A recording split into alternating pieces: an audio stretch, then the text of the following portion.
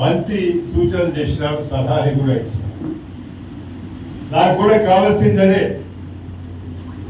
ఎందుకంటే మీకు వార్డులలో సమస్యలు కానీ, మీకు మీ వార్డులలో ఏ విధంగా వ్యక్తులు ఉన్నారు, ఏ విధంగా రేపు ఓట్లలో పంచుకొని అది మీకు బాగా తెలుసు, నాకన్నా మీకు బాగా తెలుసు. కాబట్టి మీరు ఈరోజు మంచి సలహాలు ఇచ్చినారు, మీ సమస్యలు కూడా చెప్తారు. నాకు కూడా కావాల్సింది అది. ఈరోజు మనం ప్రభుత్వంలో ఉన్నాం, ప్రతిపక్షంలో ఉంటే ఈ అవసరం లేదు.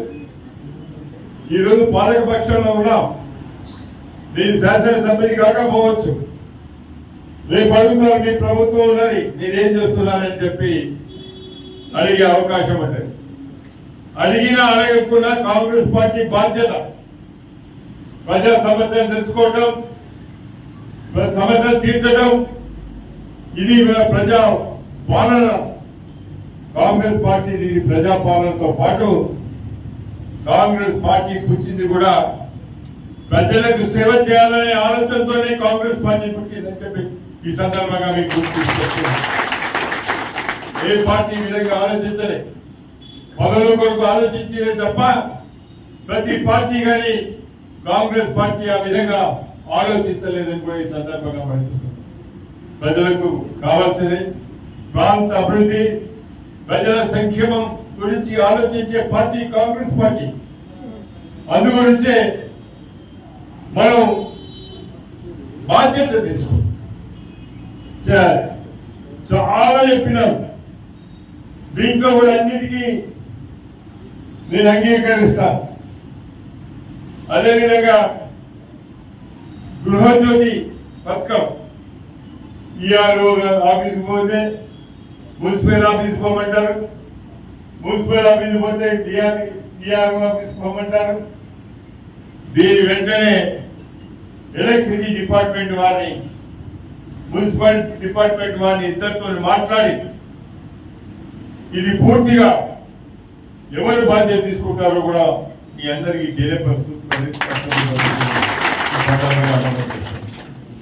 అదేవిధంగా మహాలక్ష్మి పథకం, గ్యాస్ స్కీమ్, ఒకసారి ఆలోచిస్తే ప్రభుత్వం గతంలో ఏదైతే కొంత అవకతవకలు కానీ అవినీతి కానీ జరిగిందో అదే పూర్తిగా కంటిన్యూ అయితే ఇంకా పోలేకపోతుంది.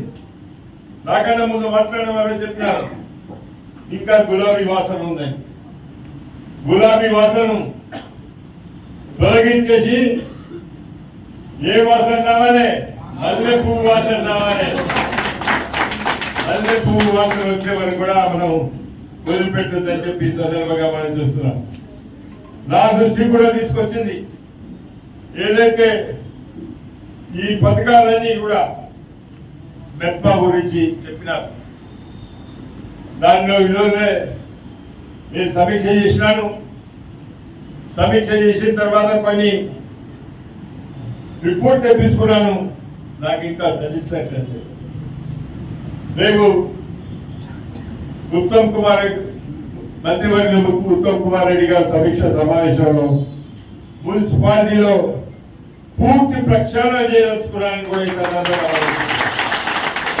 ప్రక్షాళన చేసిన తర్వాత ప్రక్షాళనకు ముందు, ఆఫీసర్ కన్నా ముందు మీ అందరితో మాట్లాడిస్తాం. మీ ఇప్పుడే సర్వత్వం చెప్పినట్టు మీ వార్డులో ఉండబడిన సమస్యలు కానీ ఏదైనా కూడా ప్రభుత్వం నుంచి వచ్చేది మీరు లిఖితపూర్వకంగా ఇవ్వండి. మొదలే మనం ఒక బ్రీఫ్ నోట్ తయారు చేసుకుందాం, ప్రభుత్వానికి తెలియపడతాం, మన బాధ్యత తెలియపడతాం, మన సమస్యలు తెలియపడతాం. ప్రభుత్వ దృష్టికి తీసుకొచ్చి మనం పూర్తిగా సాల్వ్ చేసుకునే ప్రయత్నం చేద్దామన్నాం.